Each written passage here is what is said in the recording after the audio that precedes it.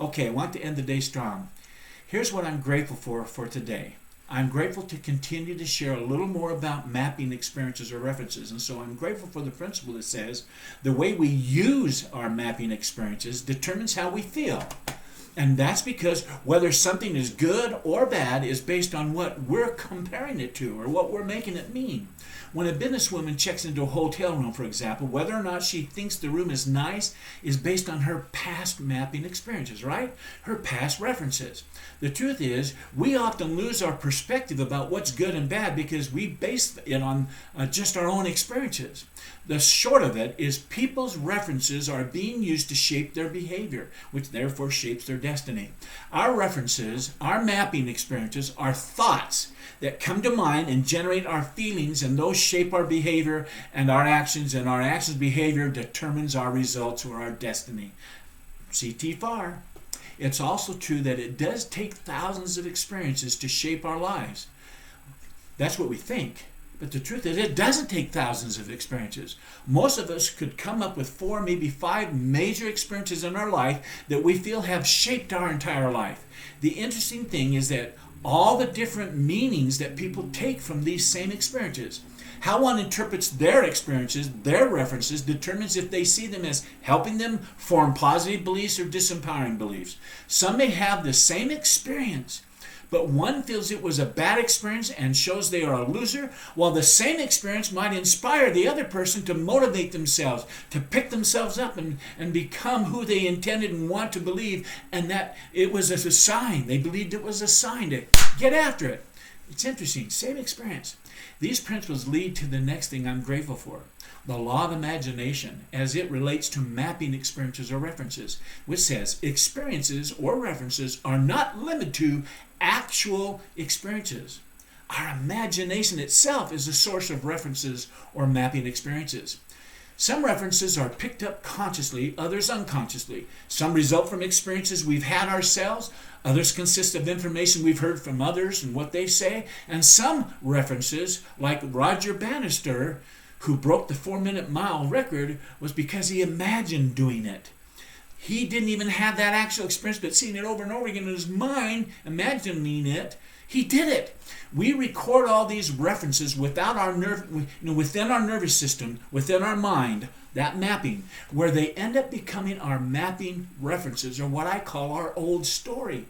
These references that never actually happened, those ones, but were just imagined with intensity, are also stored there and become true mapping that we call up automatically.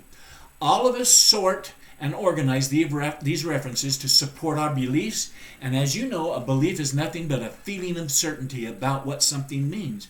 If we believe we are intelligent, it's because we have activated certain references, informational proof that in our mind that has come to us, to support our feelings of certainty that we're pretty intelligent.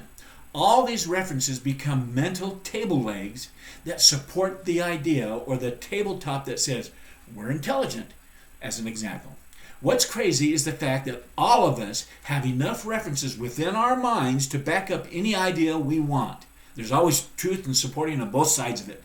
That we're intelligent or that we're stupid. That we're confident or that we're weak and shy.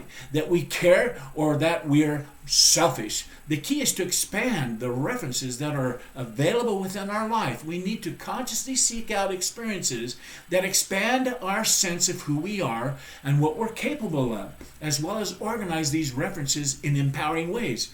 Come up with different thoughts than what we automatically think that could change our world. This leads me to the next thing I'm grateful for. I'm grateful for Orison Swett Marden, who said, "We lift ourselves by our thoughts, and then we climb upon our vision of ourselves." Wow.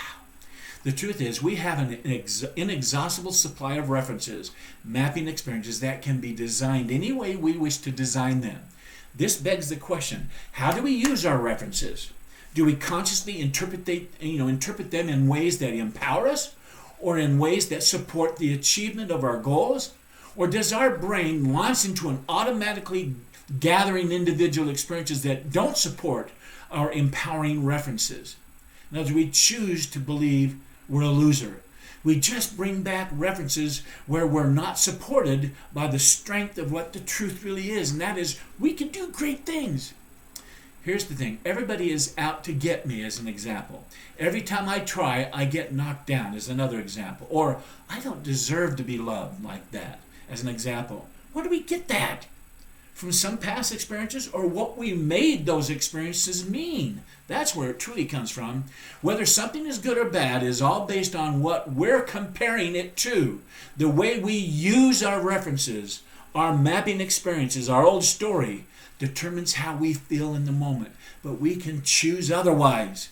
We can choose positive. We can change our beliefs about that. We can choose our destiny and have it be grand.